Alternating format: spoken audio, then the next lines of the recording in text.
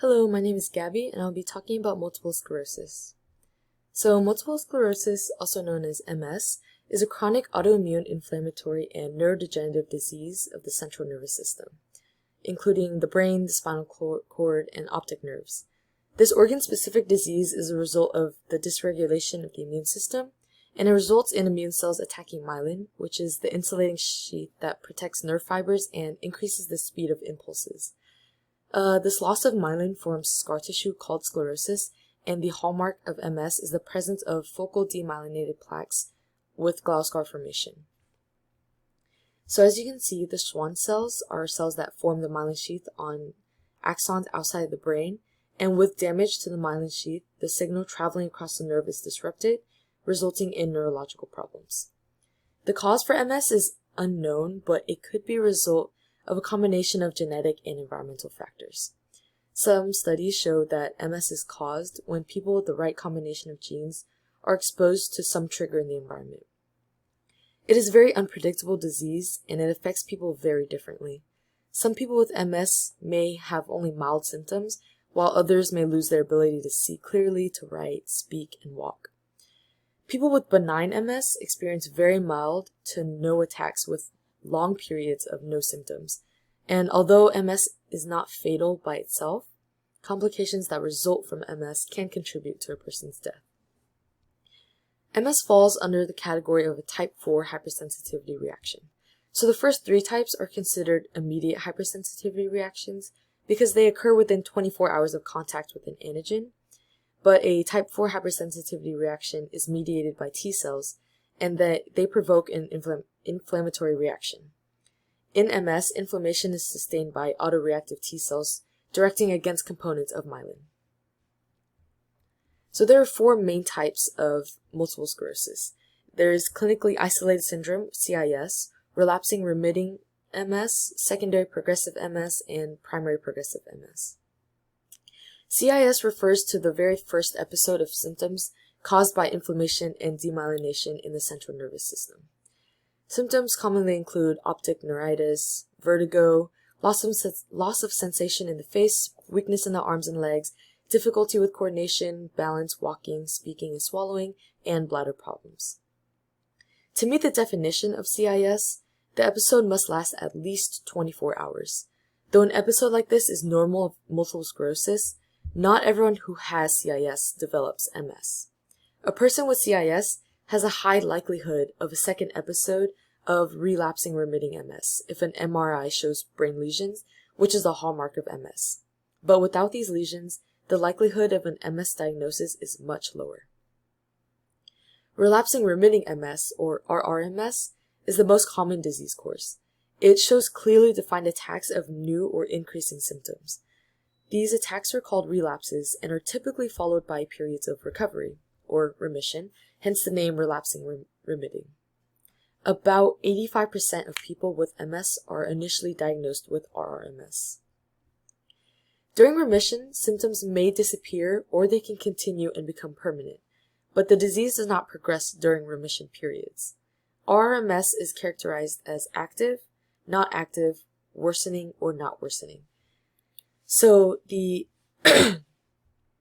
when it is active, it is during a period of relapse, or it shows evidence of a new MRI activity. And worsening is when it is confirmed there's a confirmed increase in disability following a relapse. As you can see here, disability increases after a period of relapse, and that's a state of worsening. In secondary progressive MS, it follows the initial relapsing and remitting course. So some people who are diagnosed with RMS eventually go on to have SSMS, where neurologic function worsens progressively or disability accumulates over time. So here's that initial period of relapse remitting, and then there's an increase in disability after. A fourth type of MS is primary progressive MS, and it is the more rare type of MS. It is seen in about 15% of cases of multiple sclerosis, and neurological function worsens and disability accumulates as soon as symptoms appear. There is not that first stage of RMS. As you can see, there's that immediate increase in disability after symptoms begin. So the pathogenesis, inflammation is the primary cause of damage in multiple sclerosis. However, there are specific elements that state that the start of this inflammation is still unknown. Studies have suggested genetic, environmental, and infectious agents that influence the development of multiple sclerosis. So the innate system plays a role both in the initiation and progression of multiple sclerosis by influencing the effector function of T and B cells. For example, when activated through toll-like receptors, dendritic cells become semi-mature and they induce regulatory T cells to produce inhibitory cytokines, such as interleukin-10 and TGF-beta. As the dendritic cells continue to mature, they start to polarize CD4 positive T cells to differentiate into either Th1, Th2, or Th17 phenotypes. When the Th cells differentiate to a T1 phenotype, inflammation is promoted. In the adaptive immune response, the Th1, Th2, and Th17 cells are polarized in response to exposure to the interleukin-10, and once they're polarized, the effector T cells secrete specific cytokines, and the cytokines produced by Th1 cells are pro-inflammatory, whereas Th2 cells are anti-inflammatory. And they secrete anti-inflammatory cytokines such as interleukin-4 and interleukin-13. Th17 is a more newly recognized CD4 positive cell, and it produces interleukin-17, 21, 22, and 26. And like the Th1 cells, Th17 cells promote inflammation in multiple sclerosis. Interleukin-17 receptors are seen in both acute and chronic multiple sclerosis plaques, and the Th1 cells and Th17 cells begin to migrate to the central nervous system after being primed in the periphery. So subsequent demyelination and axonal loss are seen then. Patients with multiple sclerosis have also shown reduced regulatory T cell function. Some studies have shown that CD8 positive T cells are present in MS lesions, and they kill the glial cells, leaving axons exposed. There have also been genetic factors that influence MS pathogenesis susceptibility. Studies of families and twins have shown a 40-fold increased susceptibility in first-degree relatives, which suggests a genetic basis. There are also environmental factors involved, like exposure to infectious agents. There have been recent studies that suggest infectious etiology, like human herpes virus type 6, the Epstein-Barr virus, and Mycoplasma pneumonia. A mechanism of induction for pathogens to produce MS is molecular mimicry. The pathogens could have peptides with direct sequence homologies with myelin components, and that causes immune cells to target myelin cells along with antigens.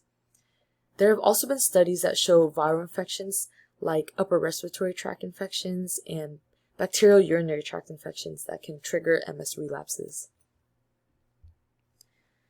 Some very common symptoms include vertigo, fatigue, the MS hug, spasticity, vision problems, and bladder dysfunction, although the symptoms that people experience are dependent on how heavy their case of multiple sclerosis is. Vertigo is just a feeling of lightheadedness, and the MS hug is a squeezing sensation typically found around the torso and the stomach.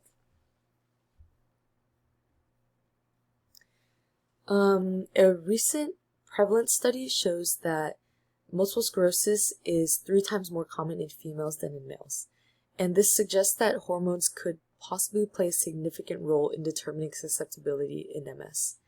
And although MS can affect any race, it is most common among white people of Northern European descent. And today there are about 2.5 million cases of MS worldwide, with about 1 with about 1 million of those cases found in the US. A 2019 study confirmed this, and that is more than twice the previous estimate of cases in the US. But this breakthrough is a pivotal moment because it helps us better understand the disease and its impact, and with twice as many people living with MS, solutions for MS are twice as important. Although more people are being diagnosed with MS today in the past, the reason for this is not clear. There are likely contributors that include greater awareness of the disease, better access to medical care, or improved diagnostic capabilities, but there's no definite evidence that the rate of MS is on the increase. So to diagnose MS, healthcare providers first exclude other causes. They have to make sure that the symptoms are not because of another disease. But making the diagnosis for multiple sclerosis as quickly and accurately as possible is important for several reasons. A person with MS is living with very uncomfortable symptoms, and they have the right to know the reason for their discomfort. Getting the diagnosis allows them to begin adjusting and relieves worries about other diseases. Since permanent neurologic damage can occur even in the early stages of MS, especially in PPMS, it is important to confirm the diagnosis so that the patient can start the appropriate treatment as early in the disease process as possible. And criteria include finding evidence of damage in at least 2 separate areas of the central nervous system, finding evidence that damage occurred at different points in time, and ruling out all other possible diagnoses. All 3 need to be met before a person can be diagnosed with multiple sclerosis. There are also a series of tests and tools for diagnosing multiple sclerosis, including medical history, neurologic exams, blood tests, and screening and imaging tests. Treatment will depend on symptoms, age, and general health, but it will also depend on how bad the condition is. Currently, treatments are divided into 2, disease-modifying treatments and treatment of acute relapses. Disease-modifying treatments directly target inflammation in the central nervous system, and they help slow its deterioration. Treatment of acute relapses include the use of steroids and plasma exchange, or PLEX, and it speeds up the recovery when a person has an MS attack. There is no known cure, but treatments include medicines, equipment like canes, braces, and walkers, and rehab. There are 3 main areas of research right now: stopping disease progression, restoring what has been lost due to the disease, and trying to end multiple sclerosis forever. Although there's no cure, there has been much progress in developing new drugs to treat it. A lot of research is being developed to slowing, stopping, or reversing the accumulation of disability associated with MS and trying to prevent it as well. There was a new study that shows the injection of stem cells may help protect the brain from further damage from MS, and about 2/3 of people with MS who underwent a hematopoietic stem cell transplant did not have any disease activity within 5 years after the procedure. This is pivotal and shows good progress in helping those with MS and preventing further damage. And thank you so much for watching.